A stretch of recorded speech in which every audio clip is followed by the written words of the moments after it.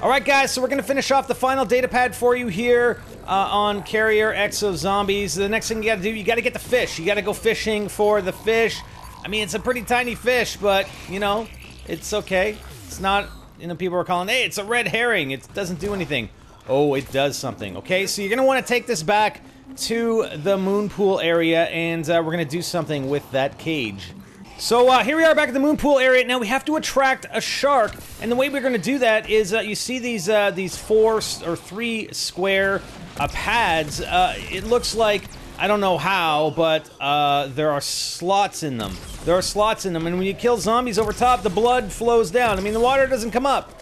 I mean, of course, the water's not going to come up because there's pressure. There's a pressure differential, okay? So the blood can flow down, but the water doesn't come up. Alright, so once you get enough blood down there, you get enough zombies, you're gonna see a shark swimming around. Look at that. Hey, shark! Shark! It has nothing to do with the sharks in the cages. So we're gonna go up to the switch now, and we're gonna activate it. Remember, it costs 1,000. You're gonna spend a lot of points potentially here.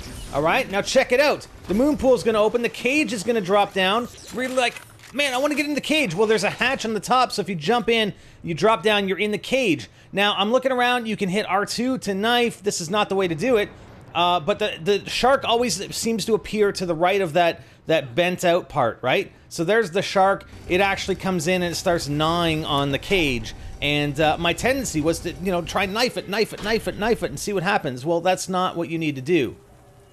So here we are a bit later. We're going to activate it again. We're going to go into the cage.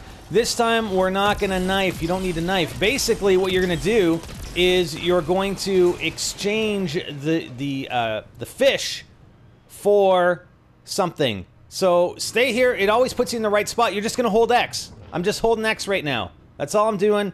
We don't have a HUD, so we have no idea if anything's happening. But when we come up, look at that.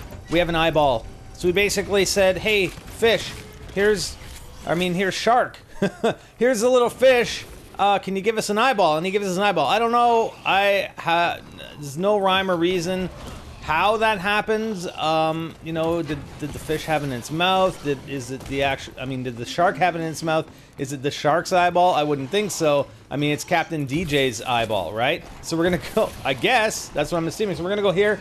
We're gonna open up the locker, and I got a ton of zombies around me, so I gotta run around. And I mean, the locker obviously open, right? So you know, we got the audio clue from the locker already, saying, "Hey, we need an eyeball scan, basically." And there's the pad right there. So we got the pad, and then we're gonna bring it over. I'm gonna try and turn the audio up for you guys, so you can kind of hear, like, I think there's a captain's log. So we'll try and make sure that you guys can hear that. But basically, deposit the pad at the door, and we'll get another green light on the door, and then we should be able to listen to Oz, right? So here it is, guys. First Officer's Log, Day 15. The captain has gone missing. Well, no shit. It's because Darla did it. Quote, we assume he is dead. Darla pretends to have no knowledge about it, but I'm convinced she went to see him. Perhaps she'll target me next. You should be somewhat more, First Officer.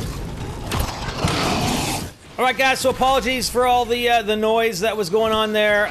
You know, it was a hectic round and we had a lot of stuff going on. So that's it, you know, we're done the data pad. So what's next? Stay tuned.